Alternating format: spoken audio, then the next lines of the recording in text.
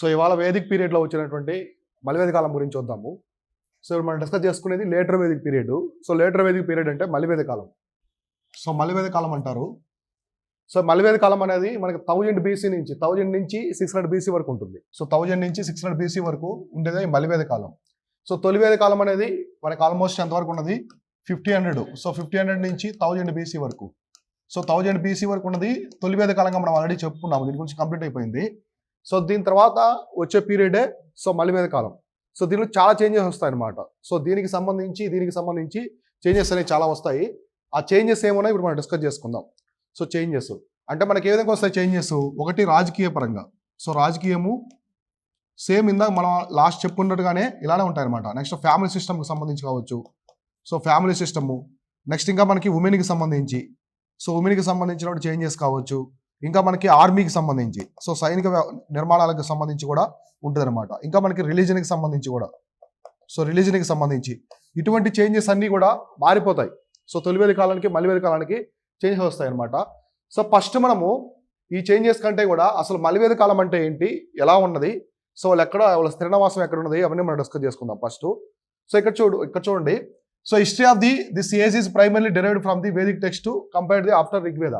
So మామూలుగా మనకి తొలివేద కాలం అనేది ఎలా ఉన్నది, ఋగ్వేదం నుంచి వచ్చిందనమాట. సో మనకు ఉన్నటువంటి 4 వేదాస్లో సో 4 వేదాల్లో మొట్టమొదటి వేదం అనేటువంటి ఋగ్వేద. సో ఋగ్వేద కాలాన్ని మనము తొలివేద కాలం అని చెప్పేసి పిలిచాము. సో ఇది వచ్చేసి మలివేద కాలం కదా. సో రిమైనింగ్ వేదాస్ అనమాట, అంటే ఆఫ్టర్ ఋగ్వేద. సో ఋగ్వేద తర్వాత మొదలైనటువంటి కాలాన్ని ఏమంటారంటే మలివేద కాలం అని చెప్పేసి పిలుస్తారు. సో ఈ మలివేద కాలం గురించి చూస్తే ఇది లేటర్ వేదిక్ కల్చర్ అనేది కంప్లీట్గా దీన్ని పెయింటెడ్ గ్రేవేర్ అంటారు. సో PGW అంటారు. సో పెయింటెడ్ గ్రేవేరు కల్చర్ అంటారు ఐరన్ ఏజ్లో. సో మామూలు మనం ఏం చెప్పుకున్నాము, ఈ తొలివేద కాలం అనేది స్టార్టింగ్ ఫేజ్ అనమాట. దేనికి? ఐరన్ ఏజ్కి. సో ఐరన్ ఏజ్ యొక్క తొలి దశ అని చెప్పుకున్నాం కదా. సో కాంస్య యుగానికి చివరి దశ, ఇనుప యుగానికి మొదటి దశ అని చెప్పుకున్నాము. సో అంటే ఈ ఐరన్ ఏజ్లోనే మళ్ళీ ఇది పెయింటెడ్ గ్రేవేర్ అనమాట. సో నేను ఎక్స్ప్లెయిన్ చేస్తాను, ఇవి మీద చూపిస్తాను. సో పెయింటెడ్ గ్రేవేర్ అంటే ఈ ఐరన్ ఇన్స్ట్రుమెంట్స్ అవి ఉంటాయి కదా, అవన్నీ కూడా డెవలప్ చేస్తారు అనమాట బాగా. వెపన్స్ కావచ్చు, బౌల్స్ లాంటివి, ఇట్లాంటివన్నీ కూడా తీసుకొచ్చారు వాళ్ళు. కాబట్టి పెయింటెడ్ గ్రేవేర్ అంటే ఉన్నటువంటి ఈ టెరాకోటా మెటలాలజీలో కొంచెం డెవలప్మెంట్స్ అనేవి ఎక్కువ వచ్చాయి అనమాట. సో అలా ఇక్కడ మనం మామూలుగా ఇంతకుముందు మనకి తొలివేద కాలంలో కొన్ని ట్రైబ్స్ ఉన్నాయన్నమాట. మేజర్ ట్రైబ్స్ ఉన్నాయి కదా, పురు ట్రైబు, భరత ట్రైబు, మచ్చ, ఇలా ఉన్నాయి కదా. సో ఇక్కడ కూడా కొన్ని ట్రైబ్స్ అయితే ఉంటాయన్నమాట. సేమ్ అలానే ఒకటి వచ్చేసి Kuru tribe. So Kuru tribe Panchala, వషాసు అండ్ ఉష్ణారాసు. సో ఒకటి వచ్చేసి కురు ట్రైబు. సో కురు అనేది ఆ భరత, పురు అవన్నీ కలిసి ఈ విధంగా వస్తాయన్నమాట. సో ఇంకో ట్రైబ్ వచ్చేసి పాంచాల. సో పాంచాల, ఇంకోటి వచ్చేసి వష. సో వష ట్రైబ్, ఇంకోటి వచ్చేసి ఉష్ణార. సో ఇవి ట్రైబ్స్ అనమాట, మేజర్ ట్రైబ్స్ ఈ పీరియడ్లో. మలివేద కాలంలో ఉన్నటువంటి మేజర్ తెగలు వచ్చేసి Kuru tribe, Panchala tribe, వష tribe, అలానే ఉష్ణార ట్రైబు. సో ఇవి వచ్చేసి మేజర్ ట్రైబ్స్ అనమాట. ఈ కురు ట్రైబ్ ఉంది కదా, ఈ కురు ట్రైబ్ నుంచే మనం చెప్పుకున్నటువంటి కౌరవాసు, పాండవులు అనేవి ఉంటారు. సో మనకి మైథాలజీ కౌరవులు, పాండవులు. సో పాండవులు వీళ్ళిద్దరు కూడా ఇక్కడి నుంచే ఉంటారనమాట. సో కురు ట్రైబ్ నుంచి వచ్చిన వాళ్ళే వీళ్ళు. తొలివేద కాలంలో ఉన్నటువంటి ఆ పురు ట్రైబు, భరత ట్రైబు కొన్ని మిక్స్ అయ్యి కురు ట్రైబ్ అయితే ఎవల్యూషన్ అవుతాయి. సో వీటిలో ఉన్నటువంటి పాండవులు, కౌరవులు. అలానే పాంచాలాస్. సో పాంచాల అనేవాళ్ళు ద్రౌపది అంటారు కదా, సో మైథాలజీలో ద్రౌపది. సో వాళ్ళ రీజన్ అనమాట. వీళ్ళు కురు ట్రైబ్ వాళ్ళు ఈ పాంచాలతో మ్యారేజ్ అలయన్స్ పెట్టుకున్న తర్వాతే ఆ గంగా వ్యాలీ మొత్తం కూడా ఈ కురు ట్రైబ్ కిందకి వస్తుంది. సో తొలివేద కాలంలో ఉన్నటువంటి ఈ కురు ట్రైబ్కి మొత్తం ఆ ప్రాంతం అంతా కూడా ఇలా వస్తుంది అనమాట ఈ టైంలో, మలివేద కాలంలో. సో వష ట్రైబ్, ఉష్ణారా ఉంటారు. అంటే వేదిక్ టైంలో వీళ్ళ యొక్క జాగ్రఫీ అనేది మారిపోతుంది. సో మామూలు వీళ్ళు ఎక్కడ ఉంటారు, నార్త్ వెస్టర్న్ పోర్షన్ ఇండియా, సప్త సింధు అనే ప్రాంతంలో ఉన్నారు కదా. సో ఈ సప్త సింధు నుంచి వీళ్ళు కంప్లీట్గా ఈ సప్త సింధు ప్రాంతం నుంచి ఎక్కడికి వెళ్తారంటే గంగా మైదానానికి. సో గంగా మైదానం వైపు షిఫ్ట్ అవుతారు అనమాట, మైగ్రేట్ అవుతారు. సో ఇక్కడ తొలివేద కాలం ఉంటుంది సప్త సింధు దగ్గర. సో గంగా మైదానం వైపు మలివేద కాలం ఉంటుంది. సో షిఫ్ట్ అవుతారు ఇక్కడ నుంచి ఇక్కడ వరకు, షిఫ్ట్ అయిపోతారు, వలస వెళ్తారు అందరూ. ఎందుకంటే ఈ గంగా మైదానం మొత్తం కూడా పాంచాల కింగ్డమ్ అనమాట. సో పాంచాల తెగకు సంబంధించిన ప్రాంతం. సో వాళ్ళతో మ్యారేజ్ అలయన్స్ పెట్టుకొని వీళ్ళు అక్కడికి షిఫ్ట్ అయిపోతారు. సో అంటే ఈ మ్యాప్లో చూడండి, మామూలు ఎంతమంది వీళ్ళు సప్త సింధు ప్రాంతం ఈ ప్రాంతంలో ఉంటారు. ఇక్కడి నుంచి ఇలా షిఫ్ట్ అయిపోతారు గంగా మైదానాలకి.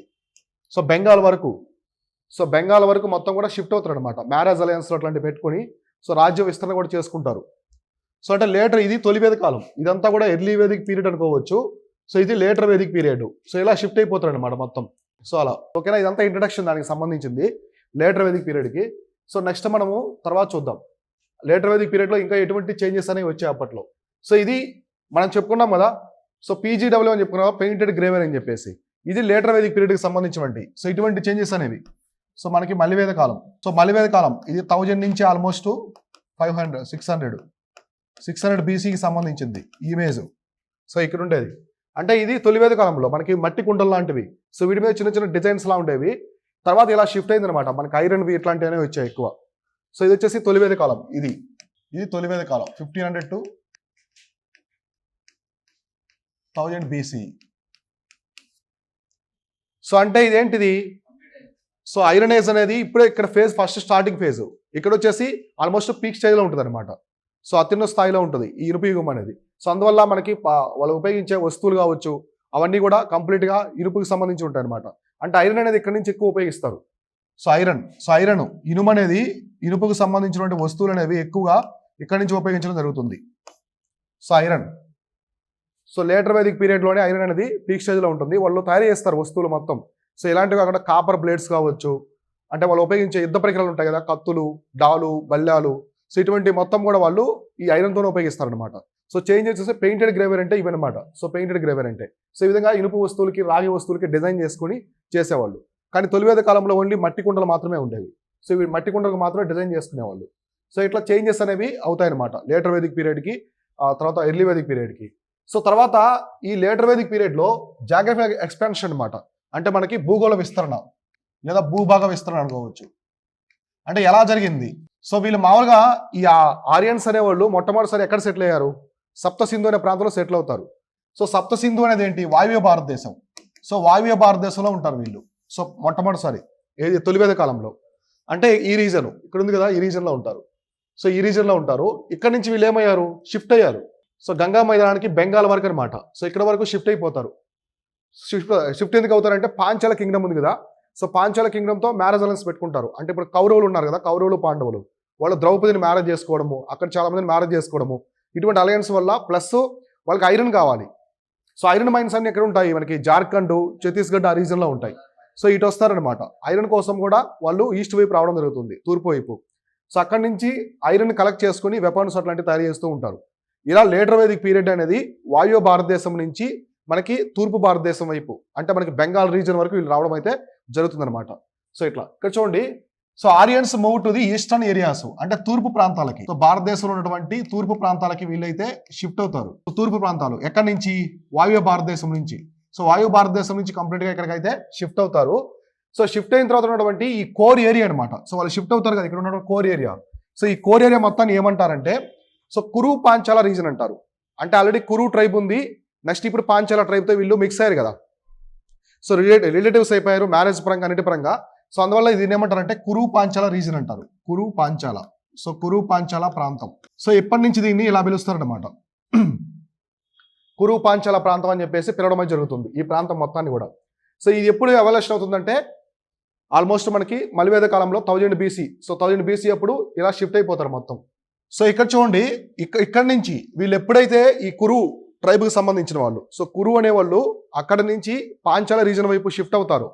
ఇప్పుడు వాళ్ళు పాంచాలతో రిలేటివ్స్ అయిన తర్వాతే వాళ్ళు రిలేటివ్స్ కాబట్టి వీళ్ళు వెళ్తారు, అవునా కాదా. సో వాళ్ళతో సంబంధాలు ఉన్నప్పుడు సత్సంబంధాలు ఉంటాయి. సో వెళ్ళిన తర్వాత ఆ రీజన్ మొత్తం కూడా కురు పాంచాల రీజన్ ఒక మిక్స్డ్గా అయిపోతుంది. తర్వాత ఎథనిక్ గ్రూప్, అంటే అక్కడ ఉన్నటువంటి డామినెంట్ గ్రూప్ అనమాట, తెగ. సో తెగ కూడా ఏమవుతుందంటే అప్పుడు ఇదే అవుతుంది. సో కురు పాంచాల తెగ అవుతుంది అక్కడి నుంచి. సో కురు పాంచాలాస్ అనేవాళ్ళు became the one of major ethnic group and Hastinapur became capital. So వాళ్ళ రీజన్ మొత్తానికి, వాళ్ళు ఉన్నటువంటి సామ్రాజ్యం మొత్తానికి ఈ కురు పాంచాల రీజన్ అనుకుంటే సో వీళ్ళకి హస్తినాపుర్ అనమాట. సో ఢిల్లీ ఉంది కదా ఇప్పుడు, దాన్ని హస్తినాపురం అని చెప్పేసి పిలిచేవాళ్ళు అప్పట్లో. సో ఢిల్లీని రాజధానిగా చేసుకుంటారు. సో హస్తినాపురం అనేది రాజధాని అనమాట. సో హస్తినాపురం అనేది రాజధానిగా చేసుకుని పరిపాలన సాగిస్తారు. సో ఇప్పుడు కురు పాంచాల రీజన్ అనేది మొత్తం ఎవల్యూషన్ అయిన తర్వాత సో దీన్ని రాజధానిగా చేసుకుంటారు, హస్తినాపురం చేసుకుని అక్కడి నుంచి పరిపాలించడమే జరుగుతుంది. సో హస్తినాపురం రాజధానిగా ఉన్నప్పుడే మనకి దుర్యోధనుడు వీళ్ళందరూ ఉంటారు అనమాట, కౌరవులు, పాండవులు. సో వాళ్ళందరూ ఉంటారు. సో వాళ్ళే హస్తినాపురం అనేది రాజధానిగా చేసుకుంటారు. So eastern most tribal kingdoms అంటే ఈ కురు పాంచాల కాకుండా ఇంకా కొన్ని ఉంటాయన్నమాట. సో మనకి ఆల్రెడీ అక్కడేమున్నాయి తొలివేద కాలంలో, సో పురు ట్రైబు, భరత ట్రైబు, మచ్చా ట్రైబు ఇట్లా ఉన్నాయి కదా. సో అలానే యదు ట్రైబ్ ఉన్నాయి. ఇక్కడ కూడా కొన్ని కింగ్డమ్స్ ఉంటాయన్నమాట. అంటే ట్రైబ్సే కాకుండా కొన్ని సామ్రాజ్యాలు, ఈ తెగల పరిపాలిస్తున్నటువంటి కొన్ని రాజ్యాలు ఉంటాయన్నమాట, పెద్ద పెద్ద రాజ్యాలు. వాటిలో బాగా పేరున్నవి మగధ. సో మగధ ఒకటి, అంగ, ట్రైబల్ కింగ్డమ్స్ అనమాట, ఆ తెగలు పరిపాలించే ప్రాంతాలు. సో నెక్స్ట్ వచ్చేసి వంగ, అంటే ఈస్టర్న్ వైపు. ఇప్పటివరకు ఆర్యులకి ఈస్ట్ వైపు రాలేదు తొలివేద కాలంలో. వాళ్ళంతా కూడా వాయువ్య భారతదేశం అక్కడే ఉంటారు, అంటే ఆల్మోస్ట్ మనకి పంజాబ్ రీజన్ అక్కడే ఉంటారు.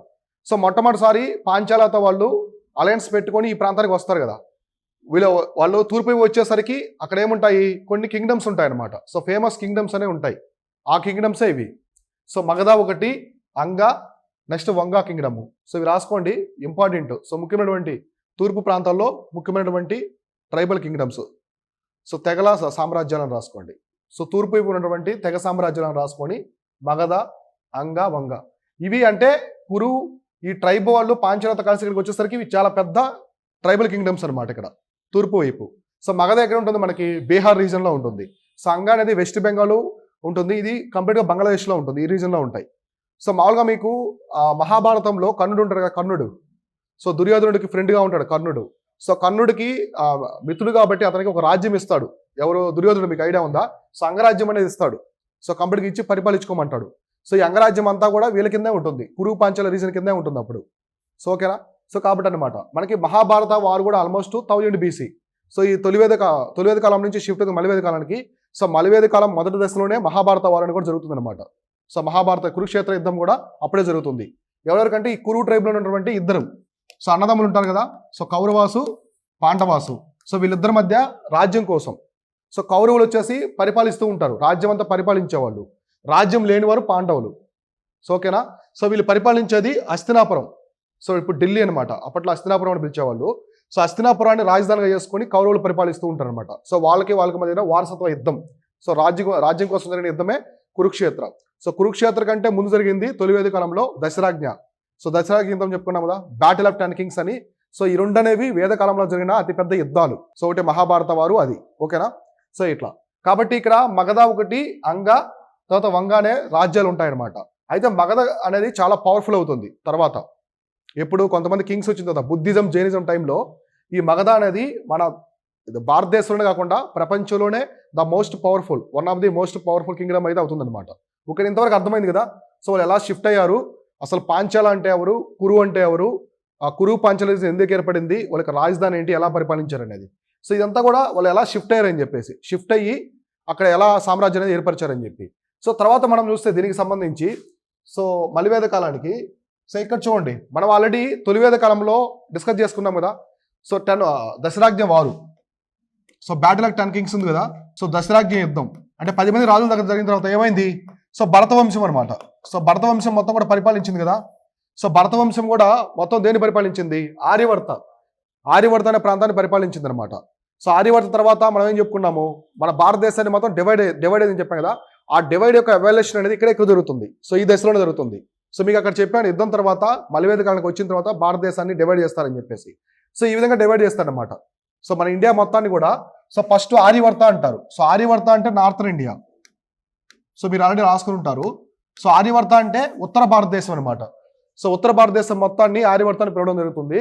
సో తర్వాత మధ్యదేశ అంటే సెంట్రల్ ఇండియా. సో మధ్యదేశ అంటారు. సో మధ్యదేశ అంటే సెంట్రల్ ఇండియా, అంటే మనకి మిడిల్లో ఉన్నటువంటి దేశం అంతా మధ్య భారతదేశం అంటారు కదా. అంటే మనకి మధ్యప్రదేశ్ కావచ్చు, గుజరాత్ రీజన్, తర్వాత జార్ఖండ్, ఒడిస్సా రీజన్ మొత్తాన్ని పిలిచేవాళ్ళు అనమాట. తర్వాత మనకి దక్షిణ పద. సో దక్షిణ పద అంటే సౌత్ ఇండియా అనమాట. సో దక్షిణ పద అంటారు. సో దక్షిణ పద అంటే సౌత్ ఇండియా అనమాట, ఈ ప్రాంతం మొత్తం కూడా. ఇలా వీళ్ళు భారతదేశం మొత్తాన్ని డివైడ్ చేస్తారు. సో ఆర్యులైన వాళ్ళు ఉత్తర భారతదేశంలో ఉన్నారు కదా. అసలు దక్షిణంతో ఏం సంబంధం అంటే ఈ కురుక్షేత్ర వారప్పుడు మన ఆంధ్ర రీజన్ ఇక్కడ ఉంటారు కదా, వీళ్ళందరూ కూడా పాల్గొంటారు. సో కౌరవులు పోయి పాల్గొంటారు అనమాట. సో కౌరవులతో జతకడతారు. సో ఈ ఆంధ్ర రీజన్ ఇక్కడ ఉన్న వాళ్ళు పిశాచులు అని చెప్పేసి పిలిచేవాళ్ళు అప్పుడు.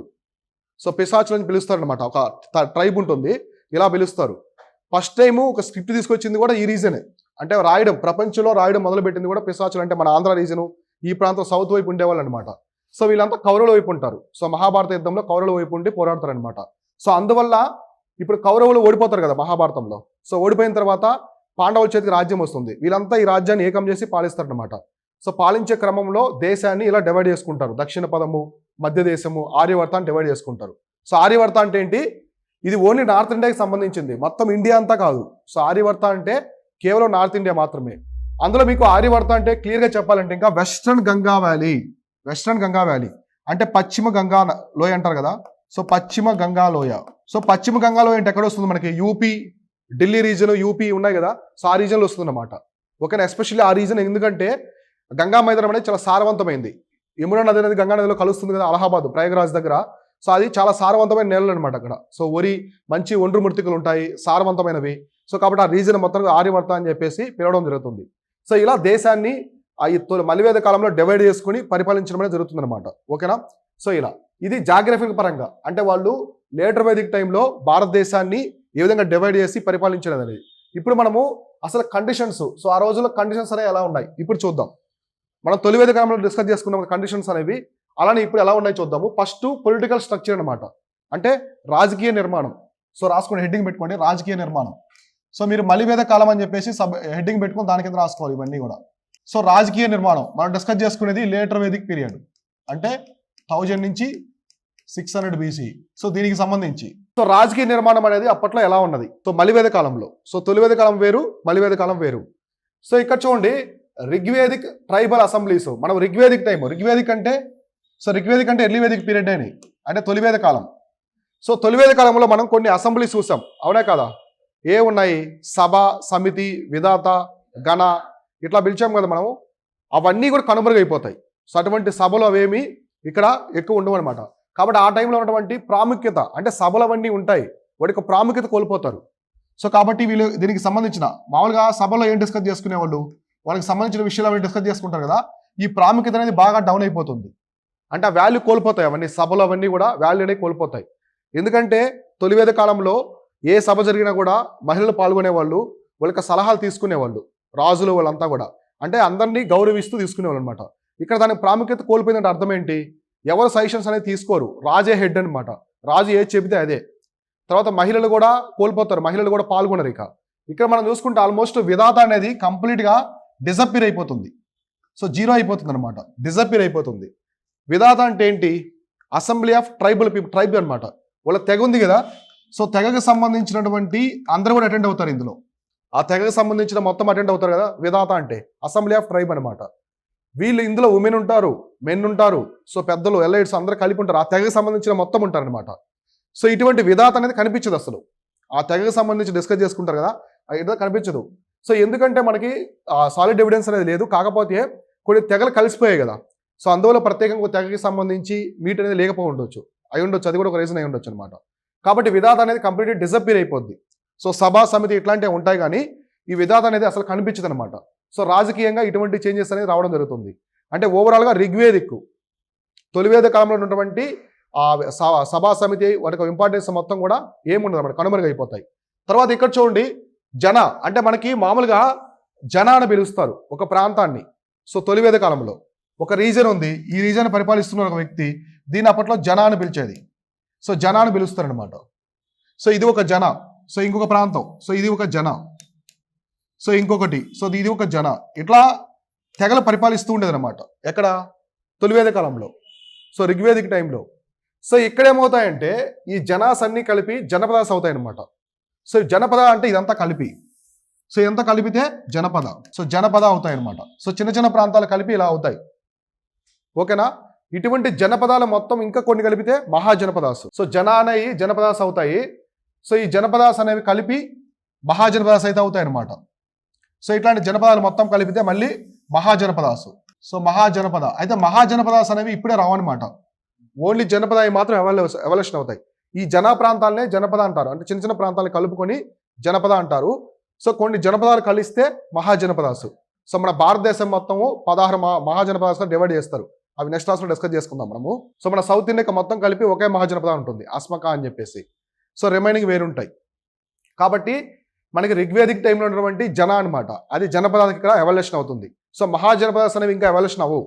సో అర్థమైంది, క్లియర్గా అర్థమైంది కదా. సో ఇట్లా అంటే రాజ్యాలు అనమాట, టెరిటరీస్, భూభాగాలు, చిన్న చిన్న భూభాగాన్ని బట్టి ఇలా. సో ఇప్పుడు మనకి స్టేట్ డివిజన్స్ డివైడ్ చేస్తారు కదా, జోన్స్ డివైడ్ చేస్తారు కదా, జోన్ 1, 2, 3 ఇట్లా ఎగ్జామినేషన్స్కి. సో అలా అనమాట. ఓకేనా. సో తర్వాత మనం చూసుకుంటే the authority of the Rajan became more evident hereditary.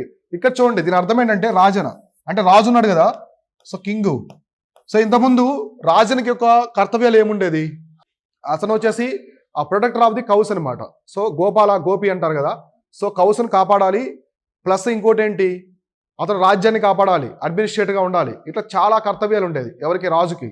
Next సలహాదారుల యొక్క మాట వినేది, మహారాణి చెప్పిన మాట వినాలి. ఉమెన్స్, ఆ ట్రైబ్కి సంబంధించిన వాళ్ళు ఉమెన్స్ అందరూ ఉంటారు కదా, వాళ్ళు డిస్కస్ చేసుకునే విషయాలు మొత్తం కూడా పరిగణలోకి తీసుకునేవాడు ఎవరు, రాజు. కానీ ఇక్కడ అంత ఉండదు. సో ఇక్కడ రాజు వచ్చేసి అతను మాత్రమే డిక్టేటర్లా ఉంటాడు అనమాట. అంటే అతను ఒక డెసిషన్స్ ఇవన్నీ తీసుకోపోకుండా రాజు చాలా ఇంపార్టెంట్ అయిపోతాడు ఇక్కడ. అంటే అతను చాలా గంభీరంగా అయిపోతాడు అనమాట. సో అంటే మిగతా సభలు సమితిలు తగ్గిపోతాయి కదా, ఒక వ్యాల్యూ తగ్గిపోవడం వల్ల సో రాజు ఇంకా మోర్ ఎవిడెంట్ అనమాట. సో రాజే ఇంకా లాస్ట్ చివరిగా, అంటే ఏదైనా సరే రాజే అంటారు ఇంకా. సో ఎటువంటి డెసిషన్స్ కావచ్చు, యుద్ధాలు కావచ్చు, దేనికి సంబంధించైనా రాజు ఒక్కడే అన్నట్టుగా చెప్తారనమాట. అంటే రాజు అంత పవర్ఫుల్ అయితే అవుతాడు. ఆ పోస్ట్ అనేది, రాజు యొక్క పోస్ట్ అనేది చాలా పవర్ఫుల్ అవుతుంది. సో ఇంతకుముందు అందరూ ఉంటారు, ట్రైబుల్ అందరూ కలిసి ఉంటారు కదా, ఇక్కడ వేరుగా ఉంటుంది అనమాట. సో హెరిడిటరీ మాత్రం అలానే ఉంటుంది. ఏది, వారసత్వం. సో వారసత్వం అనేది అలానే ఉంటుంది, వారసత్వంగానే రాజులు వస్తారు. కాకపోతే కొన్ని ప్రాంతాల్లో మాత్రం ఎన్నికలు పెట్టేవాళ్ళు, ఎలక్షన్స్. సో ఎలక్షన్స్ పెట్టి కింగ్ని వాళ్ళు డిసైడ్ చేసుకునేది అనమాట. So very rare. సో కొన్ని ప్రాంతాల్లో మాత్రమే ఇక్కడ నుంచి ఎలక్షన్స్ అనేది ఎవల్యూషన్ అవుతుంది. ఎక్కడంటే అవి ఎస్పెషల్లీ మనకి మగధ ఇక్కడ వస్తాయన్నమాట. మనకు బుద్ధుడు జైన మతం ఉంటుంది కదా, ఆ రీజన్లో కొంచెం అక్కడ వచ్చేసి రిపబ్లిక్స్ అంటారు వాటిని. అంటే ఎన్నికలు పెడతారనమాట, రాజుకి ఎన్నికలు పెట్టి కొంతమంది పెద్దలు అందులో పాల్గొని రాజును డిసైడ్ చేస్తారు.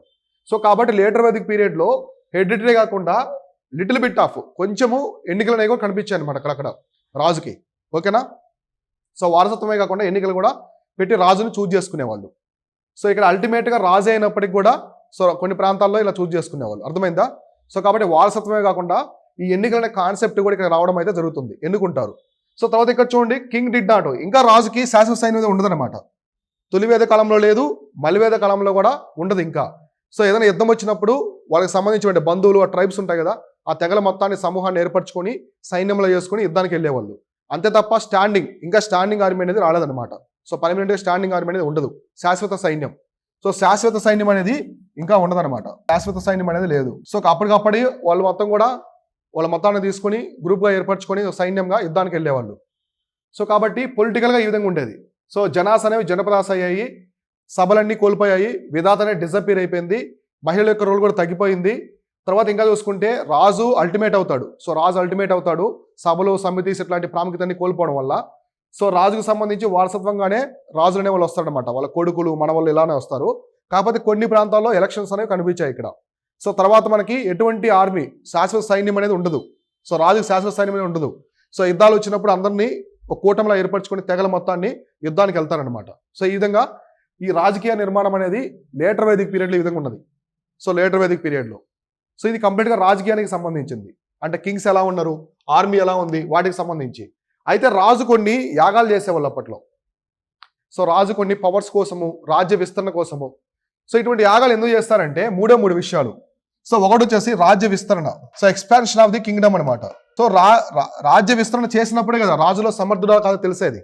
సో ఒక చిన్న రాజ్యం ఉంది, దీన్ని విస్తరణ చేసుకుంటూ పోవాలి రాజ్యాన్ని.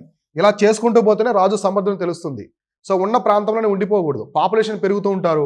సో పాపులేషన్ పెరిగే కొద్దీ భూభాగం కూడా పెద్దది కావాలి. సో అంటే మనకి అగ్రికల్చర్ ఎక్కువ ఉండాలి, పంటలు పండాలి, దిగుబడి ఎక్కువ ఉండాలి. సో పాపులేషన్ పెరిగినప్పుడు లేదంటే ఆహార కొరత వస్తుంది. సో దానికి ల్యాండ్ కావాలి, ల్యాండ్ అంటే వేరే సామ్రాజ్యం విస్తరించుకోవాలి. సో రాజు యొక్క ధర్మం అనమాట అది, రాజ్యాన్ని రక్షించుకోవడము, విస్తరించుకోవడము.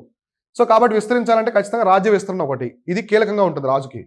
సో ఇంకొకటి వచ్చేసి ఏంటంటే రాజు యొక్క శక్తి అనమాట, శక్తిని పెంచుకోవాలి రాజు, అవునా కదా. సో రాజు యొక్క శక్తిని కూడా తను పెంచుకోవాలి. నెక్స్ట్ అతను ఏంటో నిరూపించుకోవాలి, రాజు వచ్చేసి నిరూపించుకోవడం. సో ఈ మూడు విషయాలు కీలకంగా ఉండేవి అనమాట అప్పట్లో. ఒకటి రాజ్య విస్తరణ చేయడము, నెక్స్ట్ రాజు యొక్క శక్తిని చెప్పుకోవడము, మిగతా వాటిని నిరూపించుకోవడము. సో వీటి కోసం వీళ్ళు కొన్ని యాగాలు చేసేవాళ్ళు అప్పట్లో. రాజులు కొన్ని పెద్ద పెద్ద యాగాలు లాంటివి చేసేవాళ్ళు. అందులో మెయిన్ ఇంపార్టెంట్ వచ్చేసి అశ్వమేధ యాగం. సో అశ్వమేధ యాగం, అశ్వం అంటే గుర్రం. సో ఇందులో మేజర్గా చేసేది అశ్వమేధ యాగం అనమాట. అప్పట్లో అశ్వమేధ యాగం చేస్తారంటే చాలా గొప్ప రాజు అని చెప్పేసి అర్థం. సో ఇది చేశారంటే రాసుకున్నారా హెడ్డింగ్. సో అశ్వమేధ యాగం అంటే ఇక్కడ మీకు ఇమేజ్ కనిపిస్తుంది కదా. సో అశ్వమేధ యాగం అంటే ఏంటంటే వాళ్ళు యజ్ఞాలు ఇవన్నీ చేసి ఒక గుర్రాన్ని వదులుతారు, వాళ్ళ రాజ్యం నుంచి గుర్రాన్ని వదులుతారనమాట. బాగా యుద్ధంలో పనిచేసే గుర్రం అనమాట అది పరిగెత్తూ ఉంటుంది, అంటే వాళ్ళ రాజ్యాన్ని దాటి. సో ఫర్ ఎగ్జాంపుల్ ఇది కింగ్డమ్ అనుకోండి, రాజ్యం దాటి వేరే రాజ్యంలోకి వెళ్ళింది అనుకోండి, ఇప్పుడు పాకిస్తానీ సోల్జర్ కానీ ఎవరైనా మన భూభాగంలోకి వస్తే మనం ఇమీడియట్గా అతన్ని పట్టుకుంటాం. సో మన వేరే భూభాగంలో పట్టుకుంటారు. సో కాబట్టి ఒక టెరిటరీ నుంచి ఇంకో టెరిటరీలోకి ఏదైనా గుర్రం కానీ, గుర్రం అంటే యుద్ధంలో పాల్గొనే కదా, సో గుర్రం కానీ ఏనుగులు కానీ మనిషి కానీ వెళ్ళినప్పుడు ఆ రాజ్యం వాళ్ళు పట్టుకుంటారు, లేదా యుద్ధమైన ప్రకటిస్తారు కదా, అవునా కాదా? కాబట్టి ఆ గుర్రం అక్కడికి వెళ్ళినప్పుడు ఖచ్చితంగా ఆ రాజు దండయాత్ర చేస్తాడా లేదా? ఆ గుర్రం ఎంత దూరం అయితే వెళ్తుందో అంత దూరం రాజు వాడిని ఓడించి రాజ్యాన్ని కలుపుకుంటాడు అనమాట. సో అర్థమైందా? అంటే అన్క్వశ్చనబుల్. ఇక్కడ చూడండి, so unquestioned control over an area where the royal horse ran uninterrupted. అంటే దానికి అడ్డు లేనంత వరకు వెళ్తూనే ఉంటుంది గుర్రం. సో ఇప్పుడు గుర్రం ఒక రాజ్యానికి వెళ్ళింది, సో అక్కడ రాజు ఆపాడు అనుకోండి, గుర్రం ఆగిపోయినట్టే కదా. సో రాజు ఇమీడియట్గా దండయాత్ర చేసి ఈ రాజు గుర్రం ఎవరైతే వదులుతారో ఆ రాజు అతని మీద యుద్ధం చేసి ఓడించాలి. ఇతను ఓడిపోయాడు అనుకోండి, అశ్వం మీద ఆగిపోయినట్టే, అర్థమైందా? అతను ఓడిస్తాడు, మళ్ళీ గుర్రానికి అడ్డు ఉంటుంది కదా, మళ్ళీ గుర్రం పరిగెత్తుంది, సో వేరే రాజ్యానికి వెళ్తుంది, అక్కడ ఓడిస్తారు. అట్లా గుర్రం ఎంతవరకు అయితే అన్క్వశ్చనబుల్గా వెళ్తుందో, సో అంతవరకు వెళ్ళిన తర్వాత అంతవరకు రాజ్య విస్తరణ చేసుకుంటారు, అంతవరకు ఇతను రాజ్యం అని చెప్పి చేసేవాళ్ళు. అందుకే అశ్వమేధ యాగం అనేది చాలా గొప్పదనమాట.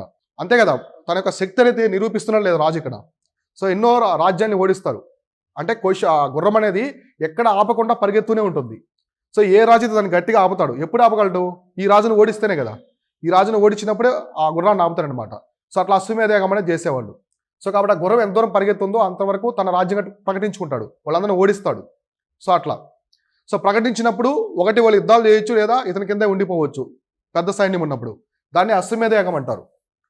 సో అప్పట్లో రాజులు చేసేవాళ్ళు. ఒక రాజు అశ్వమేధ యాగం చేస్తారంటే చాలా గొప్ప రాజు అని చెప్పేసి అర్థం అనమాట. సో అందరూ చేయలేరు కదా, సమర్థులుగా ఉన్న రాజులే చేస్తారు. సో ఇట్లా నెక్స్ట్ వచ్చేసి వాజ్పేయ. సో వాజ్పేయి అనేది కూడా ఒక యాగం అనమాట. సో వాజ్పేయి అనేది కూడా ఒక యాగం. సో అశ్వమేధ యాగం లాగా ఇది కూడా ఒకటి. ఇదేంటంటే చారియట్ రేస్ అనమాట, రథాల పందెం. సో చారియట్ ఉంటాయి కదా రథాలు, సో రథాల పందెం అనమాట. So India which royal chariot was the made to win against the all kinsmen. ఇప్పుడు రథాల పందెం పెడతారు. సో ఇది ఎక్కడి నుంచి మనకి, ఇవి వేదకాలంలో చూసాం కదా, వాళ్ళు గ్రీకులు ఉన్నారు కదా. సో గ్రీకులు తర్వాత వస్తారు. ఎప్పుడు వస్తారు? మనకి వేదకాలం తర్వాత వస్తారు. గ్రీక్స్లో ఎక్కువ మనం చూస్తుంటాం చారియట్ రేసు. మీరు హాలీవుడ్ మూవీస్ అవి చూస్తుంటే చారియట్ రేస్ పెడతారు గ్రీక్స్. అంటే రథ పందాలు పెడతారు అనమాట. సో సింగిల్ పర్సన్ నుండి చిన్న రథంలా ఉంటాయి. ఈ రథ పందాలనే పెడతారు. ఆ రథ పందాలో రాజు గెలవాలి. సో రాజు గెలిస్తే అది వాజ్పేయి యాగం కంప్లీట్ అయినట్టు. సో ఇక చూడండి, royal chariot was made to win against all kingsmen. So అందరినీ ఓడించి రాజు గెలవాలి. సో దాని అర్థం ఏంటి? రాజు యొక్క శక్తిని నిరూపించుకోవడమా కాదా అతని సమర్థతని. ఇది రాజ్య విస్తరణకి సమర్థతని నిరూపించుకోవడం. సో దాన్ని వాజ్పేయి అంటారు. ఇది ఇంతకుముందు అడుగున్నారు యూపీఎస్సీ వాళ్ళు చాలాసార్లు. ఈ మూడు చేసి స్టేట్మెంట్స్ అడుగుతారు ఒక్కోసారి. కాబట్టి మీరు సింపుల్గా అశ్వమేధ యాగం అంటే గుర్రం అని గుర్తుపెట్టుకోండి. అశ్వం అంటే గుర్రం అని హింటు. సో వాజ్పేయి అంటే చారియట్ రేసు, రథపందెం అని గుర్తుపెట్టుకోండి చాలు, అంతమించి అవసరం లేదు. ఆ కీవర్డ్ కనిపిస్తే చాలు, ఓకేనా? సో కాబట్టి ఆ రథపందెంలో ఖచ్చితంగా రాజు యొక్క రథం గెలవాలి. సో అది ఓడిపోయాడంటే రాజు, ఆ వాజ్పేయి యాగం అనేది మొత్తం కూడా కొలాప్స్ అయినట్టు అనమాట, ఓకేనా? అదొకటి. తర్వాత వచ్చేసి రాజసూయ యాగం. సో రాజసూయ అంటే royal consecration and the conferred supreme power to the king. అంటే రాజుకి శక్తి పెంచడానికి, రాజు యొక్క శక్తి పెంచడానికి కొన్ని యాగాలు చేస్తారు. ఇదే శక్తి, రాజు యొక్క శక్తిని, అంటే రాజుకు ఉన్నటువంటి శక్తిని ఇంకా పెంచుకునేదానికి, సో బలబలాలు పెంచుకునేదానికి యాగాలు అనేవి చేస్తారన్నమాట, యజ్ఞాలు. దాన్ని రాజసూయ యాగం అంటారు. అంటే కొన్ని కైంకర్యాలు అంటారు కదా, సో పూజలు ఇట్లాంటివి చేసి రాజు శక్తిని పెంచుతారనమాట. ఇప్పుడు మనకు మామూలు మృత్యుంజయ హోమం ఇట్లాంటివి చేస్తుంటారు చూడండి. సో అలానే అప్పుడు యాగాలు అనేవి చేసేవాళ్ళు, యజ్ఞాలు. అవి చేసి రాజు యొక్క శక్తిని పెంచుకునేవాళ్ళు అనమాట. సో దాన్ని ఏమంటారు? రాజసూయ యాగం అంటారు. సో ఈ మూడు చేశారంటే ద మోస్ట్ పవర్ఫుల్ కింగ్ అని చెప్పేసి అర్థం. సో ఒకటి చారియట్ రేస్లో గెలిచిన, తర్వాత అశ్వమేధ యాగం చేసిన, సో రాజసూయ యాగం చేసిన మనకి చాలా పవర్ఫుల్ అని చెప్తూ ఉంటారు అనమాట. సో ఇలాంటివి ఎవరు చేశారంటే మనకి మౌర్యన్ తర్వాత వస్తారు. మౌర్యన్స్ మనకి శాతవాహన రాజులు కూడా చేస్తారు. శాతవాహన టైంలో గౌతమపుత్ర శాతకర్ణి వీళ్ళు కూడా ఉంటారు. సో మనకి అశ్వమేధ యాగం, రాజసూయ యాగం చేస్తారు. సో వాజ్పేయి అనేది చాలా తక్కువ ఉంటుంది. ఈ వాజ్పేయి యాగం అనేది మన సౌత్ వైపు చాలా తక్కువ అనమాట. ఎందుకంటే చారియట్స్ ఉన్నాయి కదా రథాలు, ఈ రథాలు అనేవి ఎక్కువ ఎక్కడ ఎవల్యూషన్ అయ్యాయి? నార్త్ వైపు, అవునా కదా? ఆర్యులు ఉండే వైపు ఎవల్యూషన్ అయ్యాయి. కాబట్టి మనకి ఇది తక్కువ ఉంటుంది. మన వైపు సౌత్ వైపు కింద కింగ్స్ అందరూ కూడా ఇక్ష్వాకులు, శాతవాహనులు, పల్లవులు, చోళులు ఉంటారు కదా, వీళ్ళందరూ కూడా అశ్వమేధ యాగం బట్టి రాజసూయ యాగం చేస్తూ ఉంటారు. ఇవి మనకు అటాచ్ ఉంటాయి ఎక్కువ, ఓకేనా? ఇటువంటివి జరిగాయన్నమాట అప్పట్లో. ఇవన్నీ ఎందుకు? ఈ మూడు విషయాలు అంతే. ఈ మూడు విషయాలు. ఒకటి, రాజు తన రాజ్య విస్తరణ చేసుకునే దానికి అశ్వమేధ యాగం చేస్తాడు. సో తర్వాత శక్తిని పెంచుకునే దానికి రాజసూయ యాగం చేస్తాడు. తన యొక్క బలాన్ని నిరూపించుకునే దానికి చారియట్ రేసు, సో రథపందాలు పెట్టుకుని వాళ్ళు చేసేవాళ్ళు అనమాట. సో ఈ రథాలు, చారియట్స్ అనేవి ఆర్యన్స్ తీసుకొస్తారు మన భారత ఉపఖండంలోకి. వెస్ట్ ఏషియాలో కూడా వీళ్ళే దాన్ని తీసుకొస్తారనమాట. అది రథాలు అనేవి పెద్ద సంఖ్యలో ఉండేవి. ఈ రథాలు అనేవి చిన్న చిన్నవి ఉండేవి, చిన్న రథాలు ఉంటాయి. కొన్ని రథాలు ఎలా ఉంటాయంటే అతనికి సారథి కూడా ఉంటారు, రథసారథి కూడా ఉంటాడు అనమాట. చారియట్ రేస్ కూడా ఉంటాడు. సో ముందుంటారు, తర్వాత రాజు ఉంటాడు. ఇటువంటి రథాలు ఉంటాయి. అంటే మనకి శ్రీకృష్ణుడు, అర్జున్ ఉంటాయి ఇటువంటివి. లేదా సింగిల్ ఉంటాయి అనమాట. ఓన్లీ సింగిల్ గుర్రం ఉంటుంది, లేదా రెండే ఉంటాయి. చిన్న చారియట్ ఉంటుంది అనమాట. సింగిల్ పర్సనే ఉంటాడు, అతను మాత్రమే విల్లులు అవన్నీ వేస్తుంటాడు, బాణాలు వేస్తుంటాడు. అటువంటి చిన్న చిన్న రథాలు అనేవి కురుక్షేత్ర టైంలో లక్షల్లో ఉపయోగించారనమాట. సో అప్పట్లో ఈ పదాతి దళం అంటారు కదా, సో కింద వెళ్తారు కదా సైన్యము, దానికంటే రథాలు ఎక్కువ ఉండేది అనమాట. సో రథాలు, గుర్రాలు, యుద్ధ ఏనుగులు ఇట్లాంటివి ఎక్కువ ఉండేది. సో కాబట్టి ఇట్లా అందుకే మహాభారత యుద్ధంలో సౌత్ నుంచి కూడా చాలా మంది ఆ ట్రైబ్స్ ఉంటారు కదా, సౌత్ వైపు మన దక్షిణ వైపు ట్రైబ్స్ కూడా మహాభారత యుద్ధంలో పాల్గొన్నారనమాట. సో ఆంధ్ర రీజియన్స్, ఇక్కడ ఉన్నటువంటి ప్రాంతాలన్నీ కూడా. సో ఇది ఇట్లా రాజు ఇవన్నీ చేసేవాడు. కొన్ని రిచువల్స్ అనమాట, ఆచారాలు, పూజలు, యాగాలు ఇట్లాంటివి చేసి తన శక్తిని పెంచుకునేవాడు, రాజ్య విస్తరణ చేసేవాడు. అర్థమైందా? అశ్వమేధ యాగానికి, ఆ వాజ్పేయి యాగానికి, రాజసూయ యాగానికి మధ్య డిఫరెన్స్. సో హింట్ గుర్తుపెట్టుకోండి. ఏంటి అశ్వమేధ యాగం అంటే? హార్స్. ఇది రాయల్ హార్స్, ఏదో ఊరికి గుర్రం కాదు. రాజు దగ్గర బలంగా ఉన్నటువంటి గుర్రాన్ని వదులుతారు. సో బలంగా ఉన్న గుర్రాన్ని వదులుతారనమాట. సో యాక్చువల్గా ఏంటంటే ఆ గుర్రాన్ని చంపేస్తారు. తర్వాత ఆ గుర్రాన్ని మామూలుగా చంపేస్తారని చెప్పేసి కొన్ని సోర్సెస్లో ఉంది. ఎవరు చంపాలంటే బ్రాహ్మణుడు, ఆ యజ్ఞయాగం చేసిన బ్రాహ్మణుడు చంపాలని కొన్ని సోర్సెస్లో ఉందన్నమాట. దాని గురించి కరెక్ట్గా లేదు. ఓకేనా? మనకి మోడర్న్ పీరియడ్లో కూడా రీసెంట్గా కూడా అశ్వమేధ యాగం అట్లాంటివి చేస్తూ ఉంటారు. అంటే మా విలేజ్లో చేశారనమాట. లాస్ట్ ఒక 5 years బ్యాక్, అంటే కోవిడ్ ముందు, కోవిడ్కి ఆల్మోస్ట్ ఒక 10 years అనుకోండి, 10 years బ్యాక్ మా విలేజ్లో కండక్ట్ చేస్తారు. అంటే చాలా ఓల్డ్ విలేజ్, అంటే విజయనగర టైం నుంచి ఉంటుంది, టెంపుల్స్ అవన్నీ. సో అక్కడ వచ్చేసి అశ్వమేధ యాగం చేశారు. ఒక పెద్ద ఆయన చేయించాడు అనమాట. ఆల్మోస్ట్ చాలా ఖర్చు అయింది. సో అక్కడ ఏం చేస్తారంటే చివరిలో వాళ్ళు పసుపుతో గుర్రాన్ని తయారు చేసి ఆ గుర్రాన్ని తలని నరికేశారనమాట.